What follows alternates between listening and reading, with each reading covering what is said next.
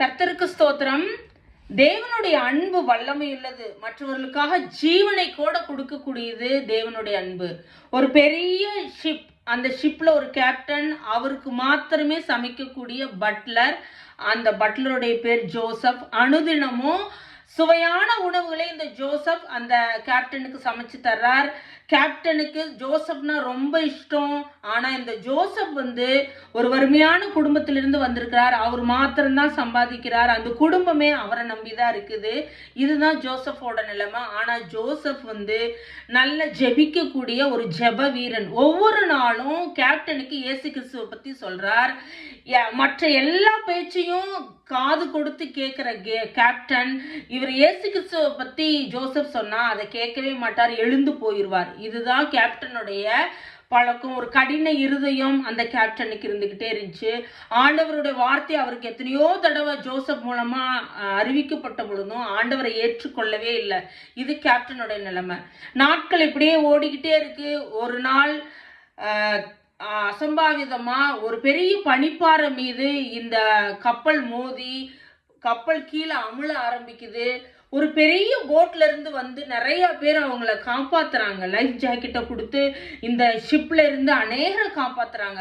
அப்படி எல்லாத்தையும் ஆல்மோஸ்ட் காப்பாத்தி முடிச்சுட்டாங்க. கடைசியில ஒரே ஒரு லைஃப் ஜாக்கெட் தான் இருக்கு. அதுல யாராவது ஒருத்தங்க தப்பிச்சு கொள்ளலாம் அப்படின்னு சொல்லி அனௌன்ஸ் பண்றாங்க போட்ல இருந்து. ஆனா துரதிருஷ்டவசமா இந்த போட்ல, இந்த ஷிப்ல 2 பேர் இருக்காங்க கப்பல்ல. கேப்டனும் இருக்கிறாரு, பட்லரும் இருக்காரு. மீதி அத்தனை பேரும் தப்பிச்சுட்டாங்க. இப்ப கேப்டன் சொல்றாரு, ஜோசப் நீ தப்பிச்சு போயிரு இந்த லைஃப் ஜாக்கெட்டை வாங்கி அப்படின்னு சொல்லி.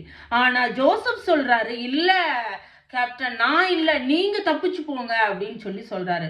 கேப்டனுக்கு ரொம்ப கோபம். நீ மாத்திரம்தான் உன் குடும்பத்துல சம்பாதிக்கிற, நீ கிளம்பி போ அப்படின்னு சொல்லி வற்புறுத்துறாரு. ஆனா இந்த ஜோசப் என்ன சொல்றாருன்னா, கேப்டன், இன்னைக்கு நான் இந்த ஷிப்ல இருந்து இறந்து போயிட்டேன்னா உடனடியா நான் பரலோகத்துல கண் விழிப்பேன். ஆனா நீங்க இறந்துட்டீங்கன்னா பாதாளத்துக்கு போயிருவீங்க அப்படின்னு சொல்லிட்டு அவருடைய கையில ஒரு கிஃப்டை கொடுத்து எப்படியாவது நீங்க போங்கன்னு வற்புறுத்தி தப்பிக்க வச்சிடறாரு.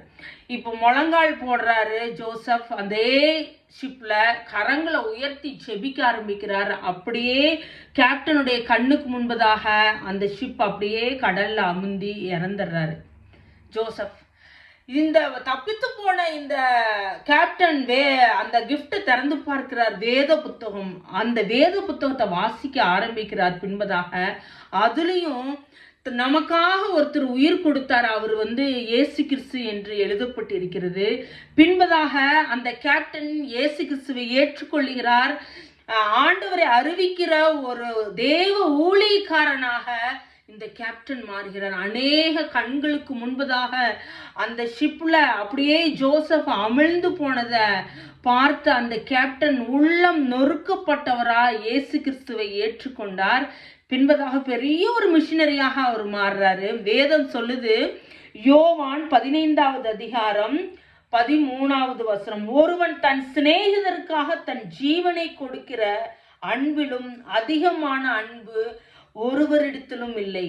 நம்மளிடத்துல அப்படிப்பட்ட அன்பு காணப்படணும். இயேசு கிறிஸ்துட்ட அந்த அன்பு காணப்பட்டது. we are the followers of Jesus Christ.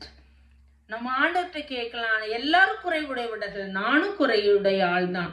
ஆண்டவரே, எங்களுக்கு அப்படிப்பட்ட ஒரு அன்பு எங்களுடைய இருதயத்துல வரட்டும் அப்படின்னு சொல்லி நம்ம கேட்கிறப்ப கர்த்தர் உண்மையாலுமே அப்படிப்பட்ட அன்பினால நம்மளுடைய இருதயத்தை நிரப்ப வல்லமையுள்ளவர்.